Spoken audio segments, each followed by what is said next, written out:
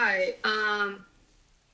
For me, it was two things: self-acceptance, Yeah. and when you had prompted with "What do I most need to know?" I'm not inherently bad. Is kind of what came up for me. Yeah.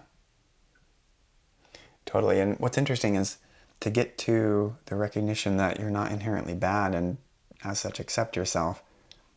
All we did truly was take in a broader sense of context. We just took in and accounted for our whole life. More than just the initial judgment of, oh, I must be inherently bad because of X, Y, and Z. We just took in more information. We didn't make anything up. We literally just looked at our own life and the exact way it is and just took that into account. And that's the natural result, is recognizing we're not inherently bad, accepting ourselves. Hello everyone. Welcome, welcome. Hi guys. Okay, so this is a little bit of a different meditation. I think I sent to most of you guys an idea that I've a new direction that we're going to take this meditation group in. Previously, our meditation group was what you might call a pathless path, which is really important because it primarily relies on our own intuition in order to make the changes that's right for us. And that's a super important path, and obviously we'll continue to integrate that as we move forward. However, we're going to lean a little bit more on what you could call a more progressive path, a more progress-based path, meaning that each session we will have a theme and a short description of the nature of that theme. And so that'll be the conceptual component, and then we'll go into the guided meditation, and that will be the experiential component. We've kind of already been doing this, but that part we're going to be more clear about. But also we're going to add some other cool components to it. The overall intention or ideal of these groups is to better understand how to let go for the purpose of greater peace, understanding, and the change that we want to see in our lives. So just have that in your mind, knowing that that's the overarching intention for each one of these sessions. Even more so, there's another cool element, which is that sometimes people aren't able to make it to these, and I want to be as inclusive as possible. So what we're already posting the content of these on YouTube, as most, if not all of you know. However, there's going to be one other aspect to it, which is that, I want to say the purpose of posting on YouTube is, of course, so people who can't make it during this odd time slot, Tuesday at noon Central, can also experience it and watch it and experience it on their own time. And there's a lot of people who want to come to these who just aren't able to make it. And sometimes even some of you guys who make it, things come up. So since we're being so systematic with this, since we're being so deliberate and intentional about this, what we're learning and the process that we're in and how we're moving forward, I'm just wanting to make sure it's available to everyone who happens to be interested in going through this process with us. Furthermore, I want to encourage a sense of community And the way I have this mapped out in my mind is that even on the weeks that you guys can't attend, and also those who can't ever attend at this time, I want there to be a place where they overlap, where the people who can't attend and the people who did attend, it actually overlaps. And so my vision is that that each week after the new video is posted on YouTube, you guys will go to this video. I'll send you a link to make it super easy, and just write a little comment in the comments section of the video, just describing, just even in a sentence or even a word, just what your experience was or what your takeaway was. And I hope that that this will foster a sense of community, and people will be replying to each other's comments, and we'll be able to bring those two worlds, the people who can't attend these live sessions and the ones who can attend the live sessions together, to encourage community and growth. And lastly, one other thing that we're going to start implementing to encourage growth is each time anyone comments, or even just comments or replies to someone else's comment on the YouTube recording, that will enter you into a chance to receive a free quantum consciousness session. So what we do in these meditations are kind of similar. For those of you who don't know what a quantum consciousness session is, it's kind of similar, but the way I have to do it in the group format, it of course is more universal, and I really attempt to try to capture all of the, or account for all the possibilities that each of you may be experiencing while your eyes are closed and while we're in these deeper states. But because there is so many possibilities, sometimes it does have to stay kind of generalized. So for those of you who are interested in a more personalized experience, that's really what a quantum consciousness session is. There's so many possibilities that could take place in a quantum consciousness session. And if it was one-on-one, then we could really take it a step deeper. So for those of you who are interested in knowing more about quantum consciousness sessions, check out our website, discoveringthesoul.com, and there's a tab at the top that says Quantum Consciousness Session. Okay, guys, that's it. That's the new introduction of what we'll be doing moving forward. I hope you guys like it. Cool, I'm getting some thumbs up. I think it'll be fun and exciting. It'll drive a sense of community. It'll drive more possibilities for growth and conversation afterwards too. All right, guys. So our first idea that we're going to explore together is these two statements. The first statement is, nothing could be other than it is.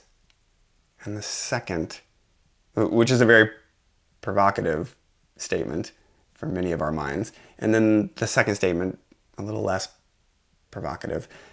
It will never be this way again. And even that, for some people, they may feel like they're stuck in a time period in their life and not really seeing the incremental ways in which it's different each moment, each time. And so it will never be this way again. Now the first part, and this is the part we're going to explore today primarily, because I think for most of us, we could get on board with the idea that it'll never be this way again. In this moment, not exactly. We're always different. Even you could say the sun coming in and shining on the paint over there is subtly breaking down the paint. And so nothing can ever be this way again. Okay, so the first statement, though, this is the one we're going to unpack today. Nothing could be other than it is. This is a really fun idea to explore. And in order to make it as clear as possible in an experiential way, I've defined these 4 steps, and I'm just going to sort of briefly go over them, and then and that'll be the conceptual side. And then we're going to do a meditation themed around that idea, which will be the experiential side. Okay, so step 1 is identify a way in the present that clearly has an influence upon the way you make decisions and take action today. So you can be thinking about that even in this moment. Identify a way that you are in the present that clearly has an influence upon the way you make decisions and take action today. I'm going to give some examples. It can be anything, literally anything, but I'm going to give some examples. Age. Obviously, our age does, and all that really means, does have an impact on the way we make decisions and take action in the world. You could say gender. You could say our gender has an impact on the way we make decisions and take action. You could say if we have a tendency to be worrisome. This, of course, would impact our lives and the way we make decisions, or maybe don't make decisions. Whether we have a confidence about us. This, of course, would impact the way we make decisions and take action and experience ourselves. Furthermore, whether we're critical or not, so maybe a sense of being self-critical might be what we identify as a way we are in the present, just so we can explore it in light of what we're about to go over, which is that nothing could be other than it is. Other ideas are whether we're happy. Maybe we could pick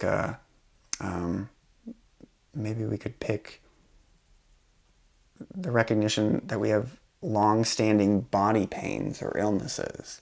This, of course, can impact the way we make decisions or take action. Whether maybe you have an impulse or tendency to be around others, or an impulse or tendency to be alone. That maybe you have a success-driven kind of mindset, or maybe you have a tendency to procrastinate, or maybe you understand the value and importance of self-care. So there are many different possibilities. These are just one of infinite possibilities. So you can just, it's not even so important that you get the right one, or any one in particular, but rather just something obvious, something that you would say clearly influences the way you make decisions and take action in your life. And if clearly influences is a stumbling block for you to make a decision on this, then just pick one. It doesn't have to clearly influence, but rather just, I think you'll see the way whatever it is you pick influences you and the decisions you make and actions you take. Okay, that's step 1. Step 2, identify a time when this way of being originally started to form. So now that you have a way of being, let's just say it is doubtful. Just one of many possibilities. Say you notice in the present that you're doubtful. So let's refer back to a time period, identify a time period when this way of being originally started to form. So this could have been in your a decade ago, could have been 2 decades ago, could have been when you're in your 20s or teenager, or conditioning as a child. Just identify a time period in which this way of being doubtful, with my example, started to form.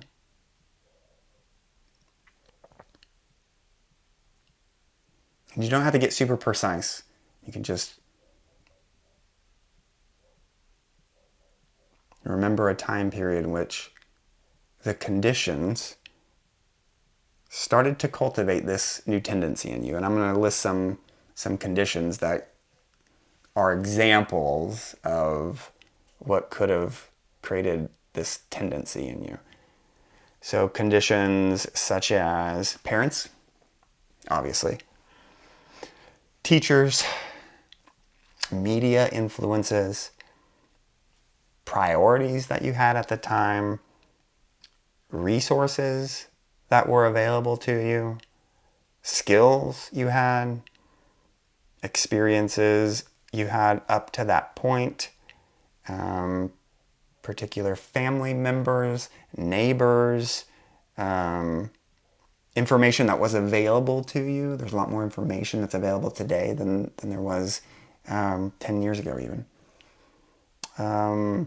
Interests you had, goals you had, values you held at that time.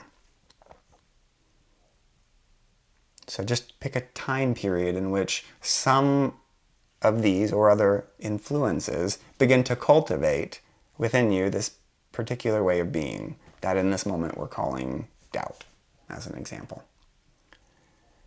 So in step 1, we've identified a quality within us, doubt is the example. Step 2, we're identifying a time period in which this doubt may have been first cultivated, beginning to peek its head, or maybe it was even a traumatic event, in which case it happened all at once.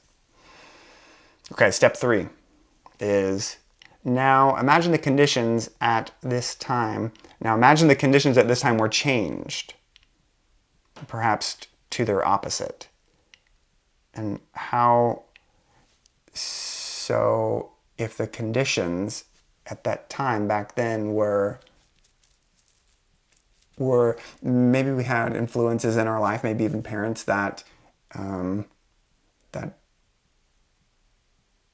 told us what to do, or didn't know how to account for our emotions, and so perhaps we had the tendency to question ourselves due to the factors that were occurring in our lives at that time. And so that's how the doubt originally started to form. But now, let's say in step 3, imagine the conditions at that time were changed to perhaps their opposite. You had parents who were very, very empathetic and really understood how to account for your feelings and include your opinions. In this example, now see the way you might expect your life to begin to be different moving forward, different choices you would make, different actions you would take, and as such, the way you might experience yourself differently if that time period back then was different. And now the purpose of this is just to see the weight or the impact that stays with us and contributes to, if not defines, the way we make decisions and take action. And then lastly, step 4 is see how each way of being has a weight which keeps you from being any other way in the present. So now let's say in the present, if we are doubtful, and we can see that the way we are in the present is a simple and innocent expression of what has occurred in the past, and as such, couldn't be any other way now. Of course, that's where the other part of the quote comes in. It also will never be this way again. So I add that quote because oftentimes we can feel like we're sentenced to a life of X, Y, and Z, in this case, doubt.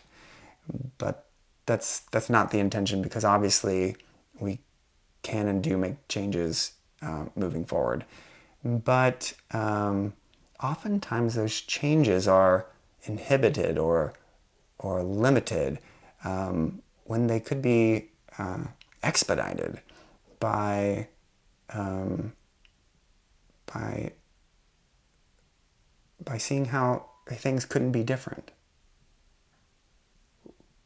When we're able to see more clearly that the way I am right now couldn't be any different, then it allows us the freedom of being able to influence those parts of ourself, because they don't have the same we don't have the same judgments or guilt or shame or expectations around that way of being. And so we're able to really identify the bottleneck a lot more readily and begin to direct our lives in the way we really want to go. So this is just the example of moving through these 4 stages in order to recognize for ourselves that nothing could be other than it is. And so I love this subject matter because it's, on one hand, very very provocative in the sense that the change mechanism is not a linear change mechanism. After we get to this point of seeing how we couldn't be anything other than we are, nothing could be anything other than it is, then we can experience a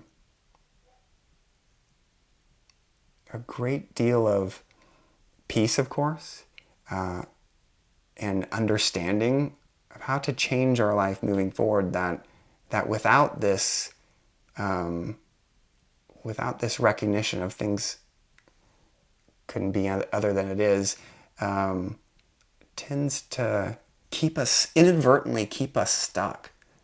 And so it's a strange, it's an I say it's a provocative approach because it seems kind of depressing from one perspective. From the outside perspective, like looking at the idea of things couldn't be other than they are, it seems depressing and defeating. But the experience of knowing that that's true is completely liberating. And when you feel liberated, then you're able to make different choices and take different actions in your life. Okay. Put your phones on mute so you're not disturbed during our exploration. And keep your microphones muted so as to not disturb each other. And we will go ahead and get started. So we'll do a short, kind of abbreviated version of our usual meditation, which just helps our mind to settle, A, and then B, helps us to connect with that deepest, most irreducible part of ourself that we might call soul or spirit or awareness. Because it is from that vantage point that it's much easier to do this inner work. So after we do an abbreviated version of that, then we'll start these 4 steps. All right? If everyone is ready, feel free to get comfortable and close your eyes if you like.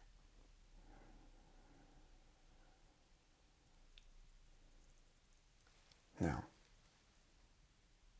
the very first thing to do anytime we would like to meditate, if and when our eyes are closed, or feel more centered, if and when our eyes are open,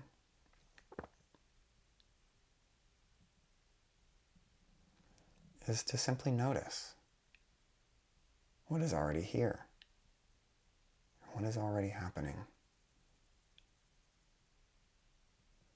And when we say what is already happening, we're not referring to necessarily a conceptual knowing of what is here, of what is happening, but rather the recognition of seeing, or seeing what is already here, what is already happening. And we're using the term seeing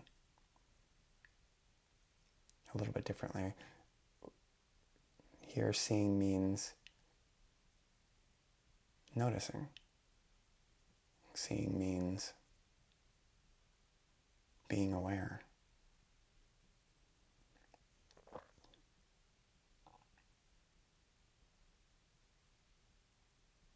And you could say, when a thought might describe to us what is already here, what is already happening in a conceptual way, that we can see that concept and also include it in with what is already here, what is already happening. Now, when we say included, this doesn't mean refer to some action step that these thoughts might suggest, but rather just to notice that thought is happening. Thought is here. But in the same way, we might simply notice the sensation of the body as being what's already here or already happening, without any impulse to take action on what to do about this sensation of the body that's noticed. We'll be approaching thought with that same innocent awareness.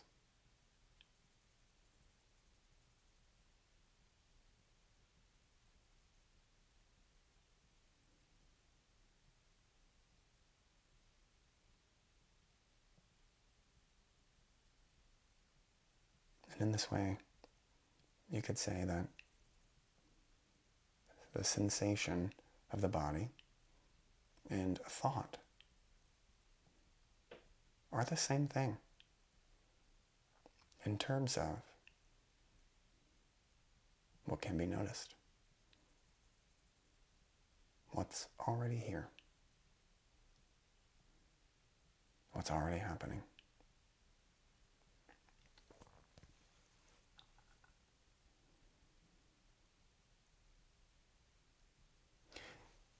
Now, in this process, we're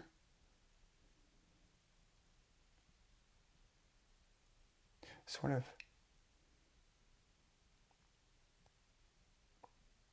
stripping the usual influence that thought has over the way we experience ourself and our life.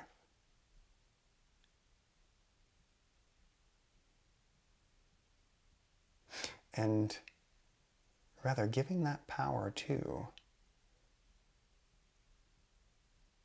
what it is that we're saying is noticing, is seeing, or being aware of a thought.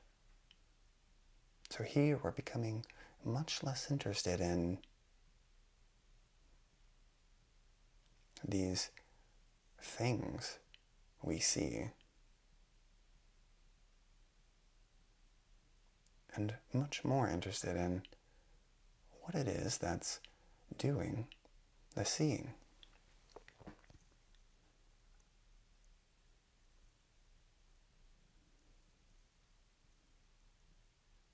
What is that? Throughout the day, we often become so fascinated by the information that thought is delivering to us.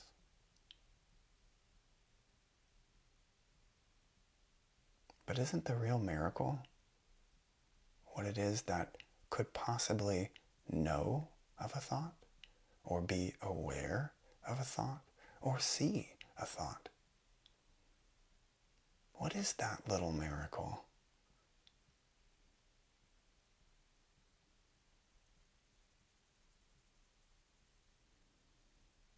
And so we're asking the question not so much to get an answer, but to direct ourselves to it.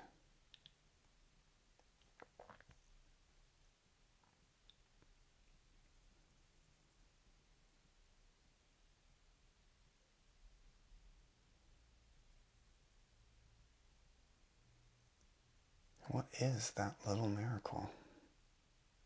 What is it that is being aware of experience? Here we're not so interested in an experience, but what it is that knows of an experience. What it is that is aware.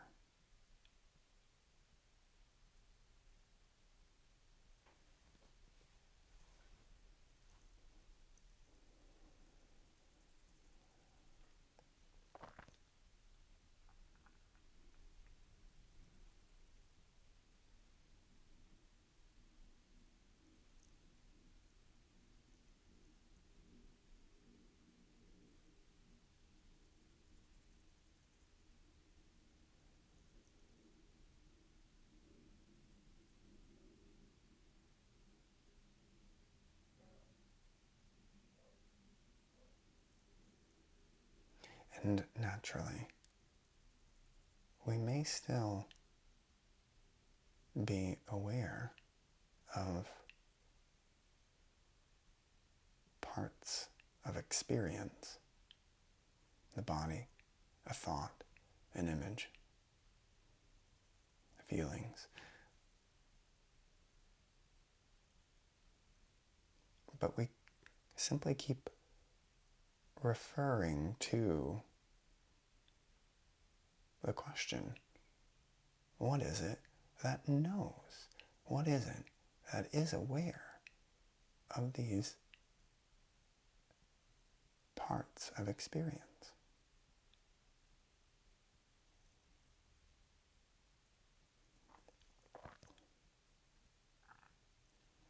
And we say it like this because we can't have the intention to get rid of or remove any part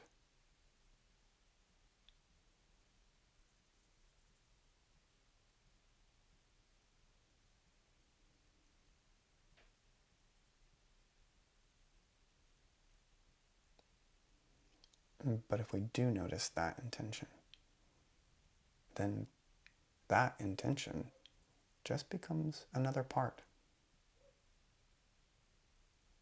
that we are aware of.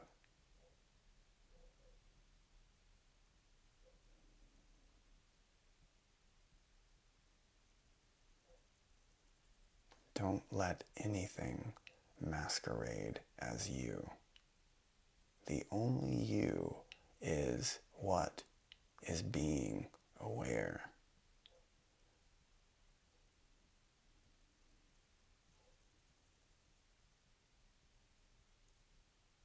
There is no thing that you can be aware of that is you, but rather the only thing that is you is the miracle of what is being aware, or the fact of awareness itself.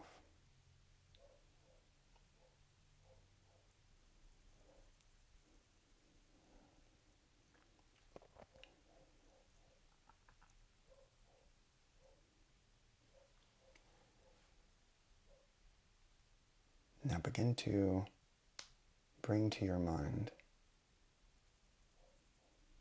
a way that you are in the present that clearly has an influence upon the way you make decisions or take actions today. So identify a way of being.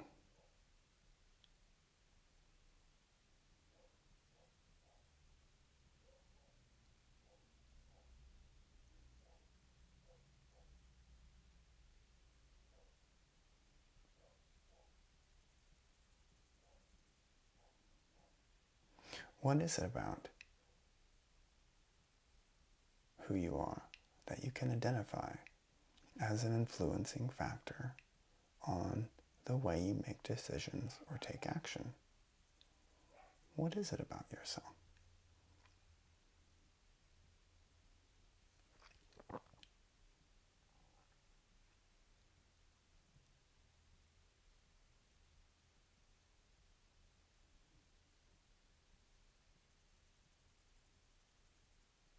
Now, look for a time period in your life where you think that way of being first began to take shape. It may be helpful for you to recall the conditions of your life at that time that were influencing or causing that way of being to take shape. Could have been parents, family, extended family, neighbors, teachers, media, goals, priorities, resources.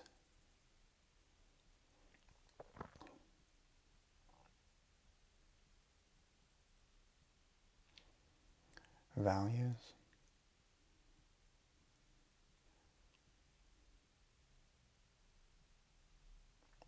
Specific incident, whether joyful or traumatic.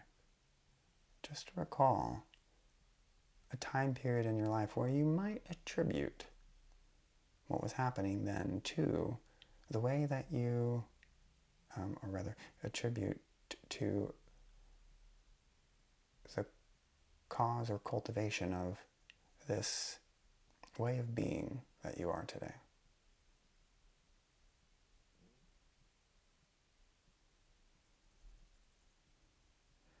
So again, identify a time period in which you attribute to cultivating this particular way of being in you.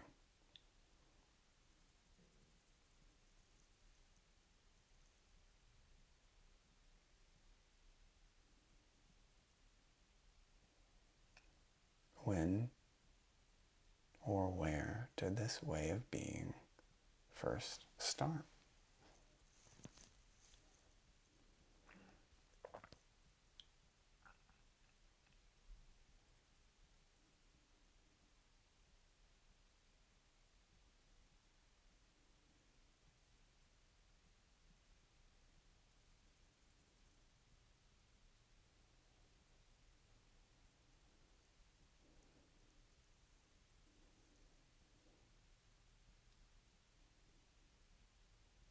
What was life like back then?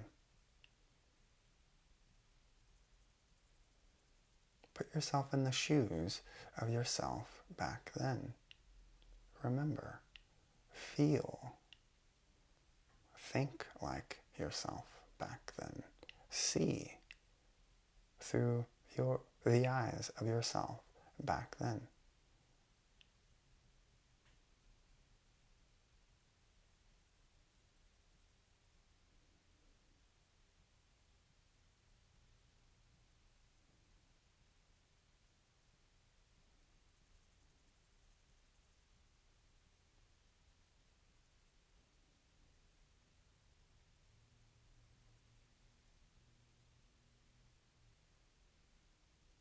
Now, imagine those primary influences were changed to their opposite. Whatever influenced you back then to be the quality or way that you are today, which you've picked for this exploration, imagine that those influences were perhaps their opposite.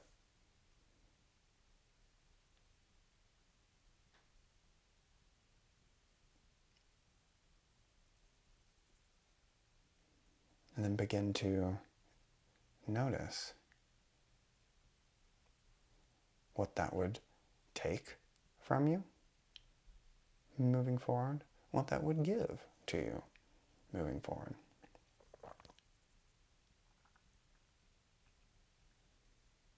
And how that would begin to gain momentum throughout the years, moving all the way to the present. Now notice how different that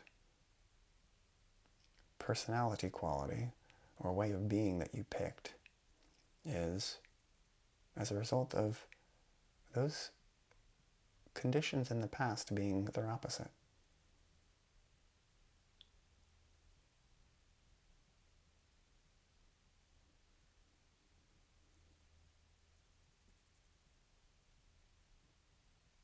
Just follow that timeline to see how you think things would have been different. And as such, influence the way you make decisions and take action in the present time.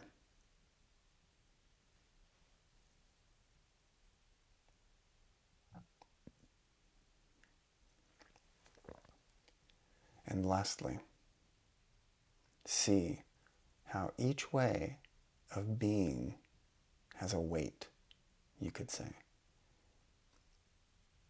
Not necessarily in a positive or negative sense, using the word weight as a way to describe an influencing factor. So see how each way that of being that you are in the present has a weight.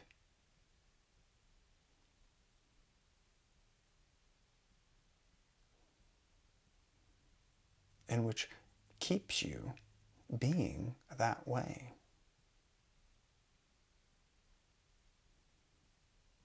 What we're really trying to see here is every way that we are has a particular weight.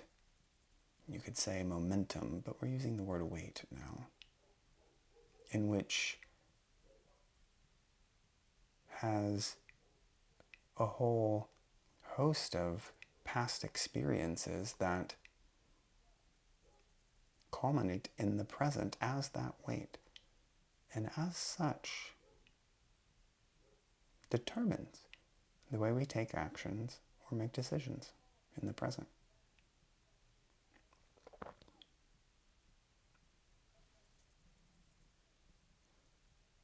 And as such, perhaps we could go as far as to say that nothing could be other than it is in this moment.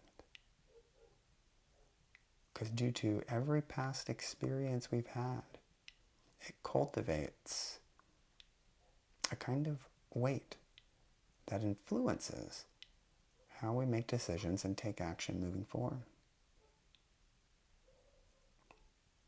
Of course, things will always change in the light of new experiences moving forward. But in this moment, what you're doing, the way you're feeling, even down to the smallest movement of the back to nurse a slight injury, or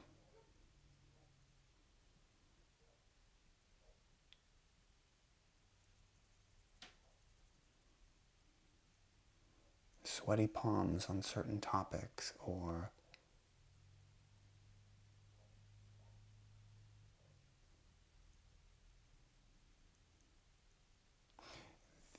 the ability to stay in the lotus posture while sitting for so long are all part of the momentum of the past that is influencing the way that we are in the present. And as such, perhaps we could go as far as to say nothing could be other than it is.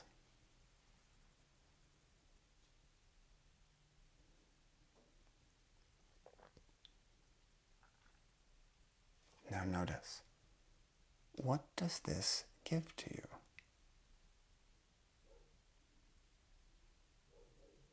Do you feel lighter?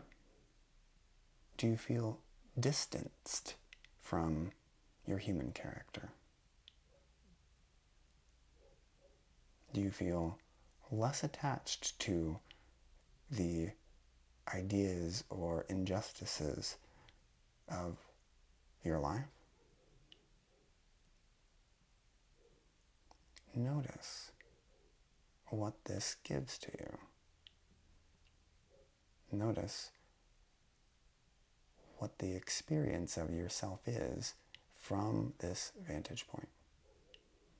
Is there a greater sense of peace?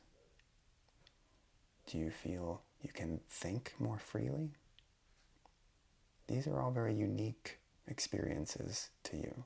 So just notice whatever it is you notice when you see and feel that nothing could be other than it is.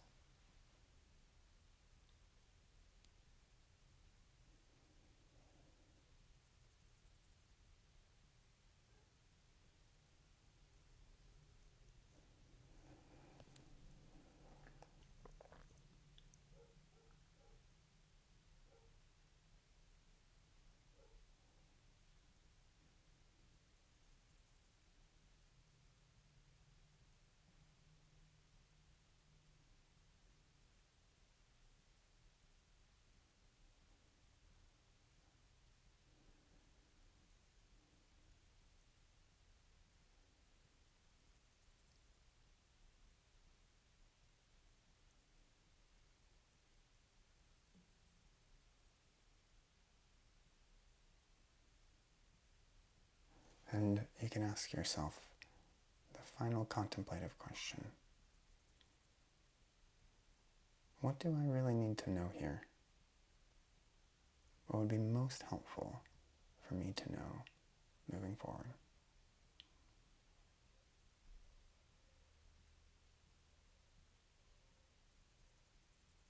And allow yourself a moment to answer that.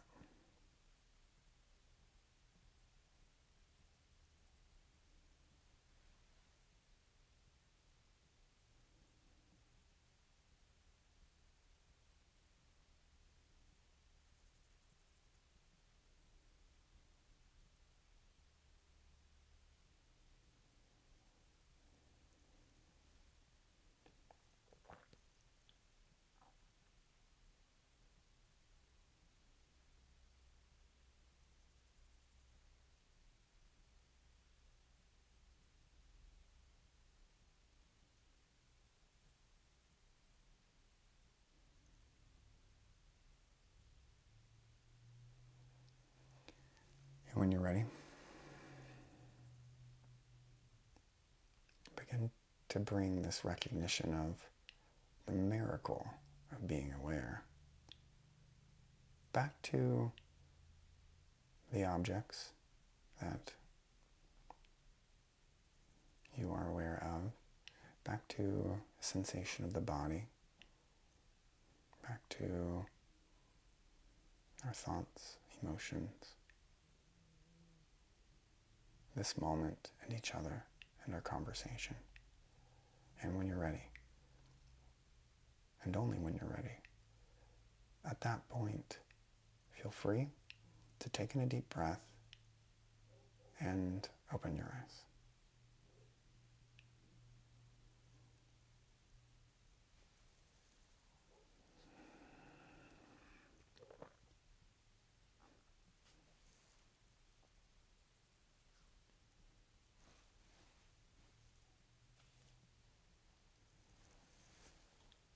Yay.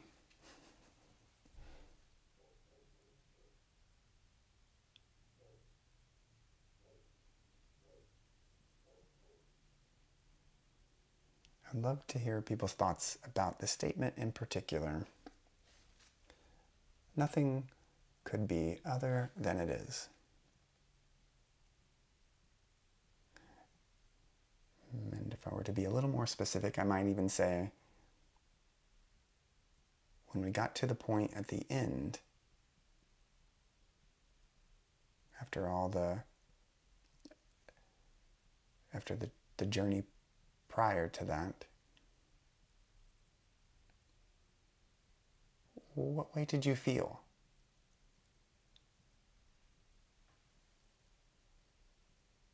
When we got to that point where perhaps we were seeing nothing could be other than it is, what way did you feel?